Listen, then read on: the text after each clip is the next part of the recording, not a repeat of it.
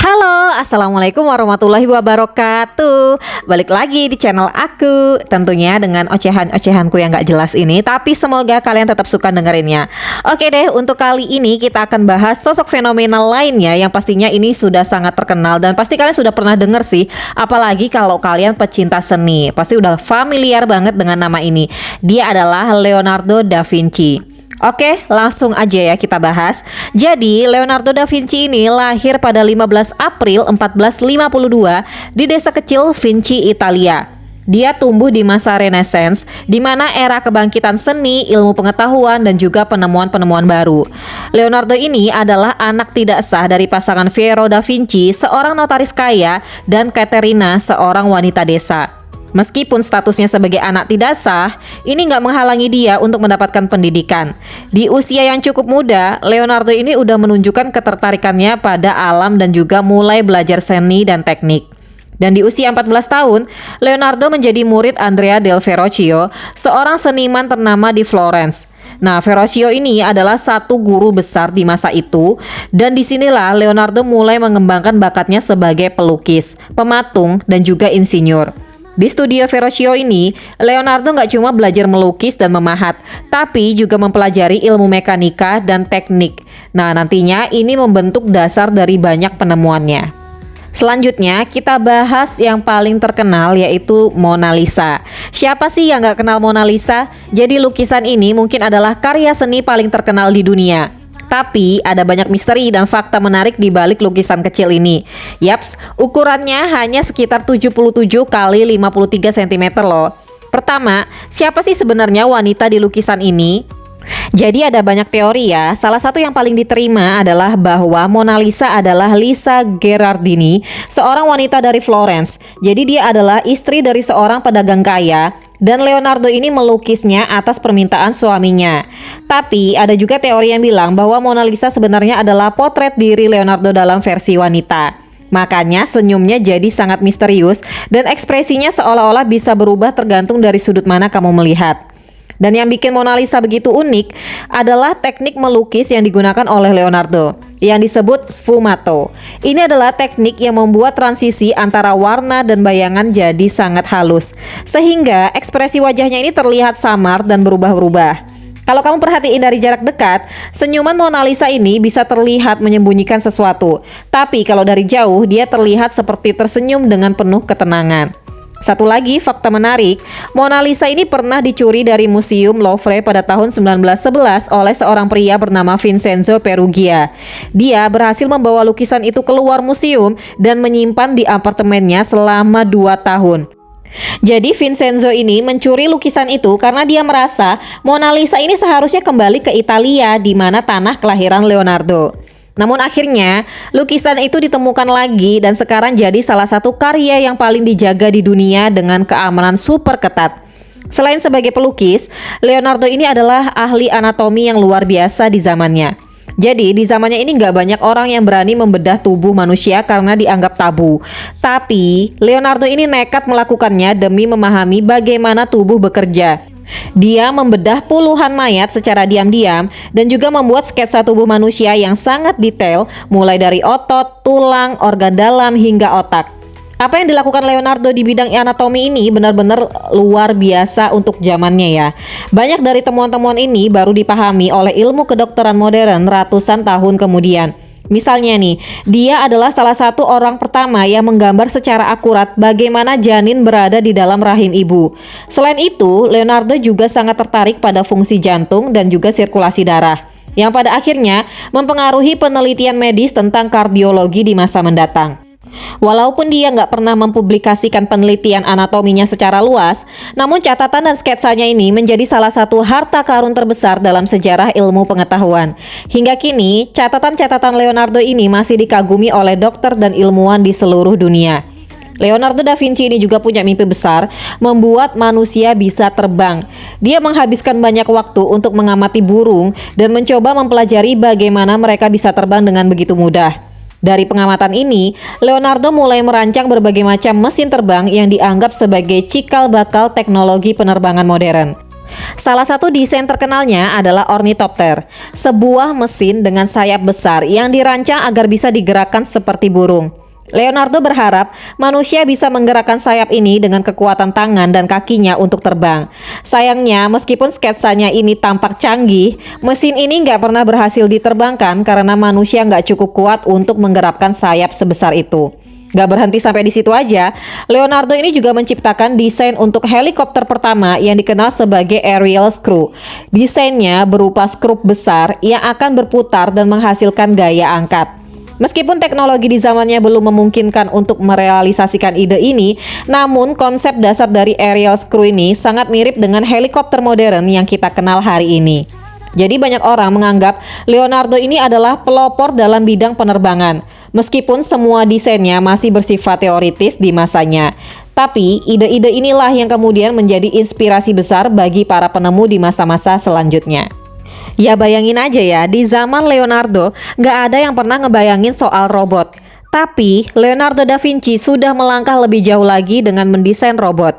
Pada tahun 1495, dia menggambar sketsa untuk robot kesatria yang bisa menggerakkan tangan, kepala, bahkan duduk dan berdiri. Sketsa ini menunjukkan betapa jauhnya pemikiran Leonardo dibandingkan dengan orang-orang di zamannya. Robot ini dirancang untuk digunakan dalam upacara kerajaan dan Leonardo memikirkan semua detail teknisnya, seperti penggunaan katrol dan roda gigi untuk menggerakkan bagian-bagian tubuh robot ini. Menariknya, ketika insinyur modern mencoba merekonstruksi desain robot Leonardo, ternyata desainnya secara teori bisa berfungsi. Meskipun Leonardo nggak pernah benar-benar membangun robot ini, desainnya dianggap sebagai salah satu contoh awal teknologi robotik. Dia membuktikan bahwa pemikirannya jauh melampaui batasan teknologi di zamannya. Leonardo ini juga seorang arsitek yang berbakat. Setelah menyaksikan wabah penyakit yang menghancurkan kota-kota di Italia, dia merasa bahwa tata kota yang ada pada saat itu nggak cukup baik untuk menjaga kesehatan masyarakat. Jadi, dia merancang sebuah konsep kota ideal dengan desain yang futuristik dan efisien. Kota ideal ini dirancang dengan kanal-kanal besar untuk transportasi air, bangunan yang dibangun dengan ventilasi juga yang baik, serta sistem sanitasi yang modern untuk mencegah penyebaran penyakit. Nah, Leonardo ini juga merancang agar kota ini dibangun secara vertikal, dengan rumah-rumah di bagian atas dan jalan-jalan serta transportasi di bawahnya. Konsep ini sangat mirip dengan konsep kota-kota modern yang efisien dan ramah lingkungan. Sayangnya juga, proyek kota ideal ini nggak pernah diwujudkan karena dianggap terlalu rumit dan mahal untuk zamannya. Tapi sekali lagi, pemikiran Leonardo menunjukkan betapa visionernya dia dalam memandang masa depan. Di akhir hidupnya, Leonardo pindah ke Prancis atas undangan Raja Francis I. Nah, raja ini sangat mengagumi Leonardo sampai-sampai memberinya kastil kecil di Amboise untuk ditinggalinya. Di sini, Leonardo menghabiskan tahun-tahun terakhirnya sambil terus bekerja pada proyek-proyek besar. Ya walaupun kesehatannya udah mulai menurun ya, tapi semangatnya itu tetap membara. Raja Francis I ini sering mengunjungi Leonardo dan menghabiskan waktu bersamanya, mendiskusikan seni, ilmu pengetahuan, dan penemuan-penemuan baru. Ada legenda yang mengatakan bahwa Leonardo meninggal di pelukan sang raja pada tahun 1519. Meskipun nggak ada bukti kuat yang mendukung cerita ini, tapi itu menjadi rumor yang beredar. Leonardo meninggalkan wasiat yang meminta agar dia dimakamkan di kapel Saint Hubert di Kastil Amboise. Warisan Leonardo da Vinci ini mempengaruhi dunia dalam banyak hal. Lukisan-lukisannya masih menjadi inspirasi bagi seniman di seluruh dunia. Sementara penemuannya di bidang mekanika, anatomi, dan arsitektur terus dipelajari dan dikagumi oleh para ilmuwan dan insinyur. Salah satu hal yang membuat Leonardo begitu istimewa adalah cara berpikirnya yang menggabungkan seni dan sains. Oke, sebelum kita tutup, kita akan bahas karya lainnya yang juga fenomenal, yaitu selain Mona Lisa, Leonardo ini juga melukis banyak karya besar lainnya. Salah satunya adalah The Last Supper atau Perjamuan Terakhir. Karya ini menggambarkan momen ketika Yesus mengumumkan bahwa salah satu muridnya akan mengkhianatinya. Karya ini luar biasa bukan hanya karena subjeknya, tetapi juga karena teknik yang digunakan Leonardo. Alih-alih menggunakan teknik fresko tradisional yaitu melukis langsung di dinding basah, Leonardo mencoba teknik baru yaitu melukis di dinding kering dengan cat minyak. Meskipun inovatif, teknik ini membuat lukisan tersebut cepat rusak karena dindingnya tidak mampu mempertahankan cat dengan baik. Akibatnya, dalam beberapa dekade saja, lukisan ini mulai memudar dan mengelupas. Selama bertahun-tahun, lukisan ini terus diperbaiki agar tetap utuh hingga sekarang. Oke, fakta menarik lainnya dari lukisan The Last Supper adalah betapa cermatnya Leonardo dalam menggambarkan emosi setiap tokoh. Kalau kamu perhatikan dengan detail, masing-masing dari 12 murid Yesus ini menunjukkan reaksi berbeda terhadap pengumuman pengkhianatan itu. Ada yang terkejut, sedih, bingung, bahkan beberapa terlihat berbisik satu sama lain. Hal ini menunjukkan kepekaan luar biasa Leonardo terhadap psikologi manusia yang jarang terlihat dalam lukisan-lukisan pada masanya. Selain itu, kita akan bahas keunikan lagi dari seorang Leonardo da Vinci, yaitu adalah cara dia menulis catatan-catatan pribadinya. Alih-alih menulis dengan cara biasa, dia menulis dari kanan ke kiri menggunakan teknik mirror writing, alias tulisan cermin. Jadi, catatannya hanya bisa dibaca dengan bantuan cermin. Kenapa Leonardo melakukan ini? Jadi ada beberapa teori menarik yang menjelaskan hal ini. Teori yang paling umum adalah bahwa Leonardo melakukannya sebagai cara untuk menjaga kerahasiaan ide-idenya. Ini masuk akal mengingat banyak dari catatannya yang berisi konsep-konsep sains dan penemuan yang sangat maju untuk zamannya. Dengan menulis terbalik, dia bisa memastikan bahwa hanya orang-orang tertentu yang bisa membaca catatan-catatan tersebut. Tapi teori lain menyebutkan bahwa Leonardo ini mungkin hanya nyaman menulis seperti ini karena dia kidal. Dan menulis dari kanan ke kiri mengurangi noda tinta saat dia menulis. Catatan-catatan Leonardo mencakup segalanya, mulai dari sketsa mesin perang, rancangan jembatan, hingga desain perlengkapan militer seperti tank dan senapan otomatis. Salah satu rencananya yang sangat ambisius adalah membangun jembatan besar di Istanbul atas permintaan Sultan Bayezid II. Jembatan ini seharusnya melintasi Tanduk Emas, dan kalau benar terwujud, jembatan ini akan menjadi jembatan terpanjang di dunia pada waktu itu. Sayangnya, proyek ini nggak pernah terrealisasi, tapi desainnya sangat mendetail dan visioner. Bukan cuma sains, seni, dan juga teknik, Leonardo juga sangat tertarik pada fenomena alam dan selalu mencoba mencari tahu bagaimana semuanya bekerja. Dia ini sering melakukan eksperimen sederhana, seperti mengamati bagaimana air mengalir, bagaimana cahaya memantul dari benda-benda, bahkan sampai mempelajari pola-pola sayap serangga. Dalam catatannya, dia punya banyak sketsa tentang pola air mengalir dan pusaran air. Dia menemukan bahwa gerakan air yang berputar mengikuti prinsip-prinsip yang sama dengan gerakan angin atau bahkan darah dalam tubuh manusia. Jadi, Leonardo menyebut ini sebagai hukum universal yang berlaku di seluruh alam. Dia juga sangat tertarik pada cahaya dan bayangan. Banyak catatannya yang menjelaskan bagaimana cahaya bekerja, bagaimana bayangan terbentuk, dan bagaimana mata manusia menangkap cahaya. Fakta menarik lainnya adalah bahwa Leonardo ini sering menulis tentang hal-hal yang diabaikan oleh orang lain.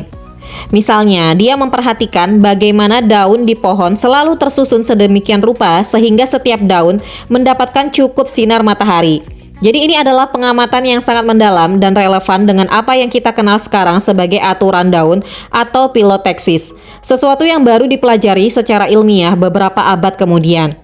Leonardo ini punya hubungan yang sangat kuat dengan alam. Dia sering menghabiskan waktu di luar ruangan, mengamati setiap detail kecil di sekelilingnya, dari cara burung terbang hingga pola pergerakan air. Semua yang dia lihat di alam selalu jadi inspirasi untuk karya-karyanya. Gak heran, kalau dalam banyak lukisannya, alam selalu digambarkan dengan sangat detail dan akurat. Jadi misalnya dalam lukisan The Virgin of the Rocks, pemandangan alam di latar belakang sangat realistis dan juga detail. Kita bisa melihat pegunungan, air terjun, dan formasi batuan yang terlihat sangat hidup. Leonardo juga menggambarkan alam bukan hanya sebagai latar belakang, tapi sebagai bagian penting dari keseluruhan komposisi. Ini memperlihatkan betapa dia menghargai alam dan juga memahami bahwa alam adalah bagian yang tidak bisa dipisahkan dari kehidupan manusia. Jadi benar-benar ya, pengaruh Leonardo ini terasa di mana-mana. Karyanya dalam seni, ilmu pengetahuan, dan teknologi menjadi inspirasi bagi banyak orang selama berabad-abad. Bahkan hingga saat ini, orang-orang masih kagum dengan ide-ide brilian yang dituangkan Leonardo dalam catatan-catatan dan juga lukisan-lukisannya. Bukan hanya sebagai seniman, Leonardo adalah simbol dari semangat untuk selalu bertanya, selalu ingin tahu, dan gak pernah berhenti belajar. Dia adalah contoh nyata dari manusia yang memiliki hasrat untuk memahami dunia dari segala aspek. Leonardo ini membuktikan bahwa seni dan sains sebenarnya adalah dua sisi dari koin yang sama, dan keduanya bisa saling melengkapi untuk membantu kita memahami alam semesta. Baik, itu tadi keseluruhan kisah dari seorang Leonardo da Vinci. Jadi apa yang bisa kita ambil dari perjalanan luar biasa Leonardo da Vinci ini? Pertama-tama, dia mengajarkan kita untuk tidak pernah puas dengan pengetahuan yang kita miliki. Selalu ada lebih banyak yang bisa dipelajari, selalu ada sudut pandang baru yang bisa kita eksplorasi. Dengan rasa ingin tahu yang tak terbatas, Leonardo menunjukkan bahwa kita bisa mencapai hal-hal yang tidak terbayangkan jika kita berani menggabungkan berbagai disiplin ilmu. Dia juga mengingatkan kita akan pentingnya mengamati dunia di sekitar kita dalam setiap detail, baik itu dalam karya seni ataupun penemuan ilmiah. Ada keajaiban yang pasti bisa kita temukan jika kita mau membuka mata dan hati kita. Seperti Leonardo, mari kita semua menjadi pencari kebenaran, kreator yang inovatif dan juga peneliti yang tak kenal lelah. Dalam setiap lukisan dan sketsa, dalam setiap catatan dan eksperimen, Leonardo da Vinci meninggalkan jejak yang akan terus menginspirasi generasi-generasi mendatang. Kita hidup di dunia yang dipenuhi oleh warisannya, dari seni yang memukau hingga penemuan ilmiah yang menakjubkan. Dan dalam semua ini, Leonardo mengajarkan kita bahwa kreativitas dan pengetahuan tidak mengenal batas. Jadi, jika kamu merasa terinspirasi oleh kisah Leonardo, ingatlah untuk tetap curious, terus belajar, dan jangan takut untuk mengeksplorasi berbagai bidang. Siapa tahu mungkin di dalam diri kita ada seorang Leonardo. Asik. Oke deh, sekian untuk cerita untuk kali ini, dan semoga kalian terhibur dan nantikan konten selanjutnya. Thank you, bye-bye. Wassalamualaikum warahmatullahi wabarakatuh.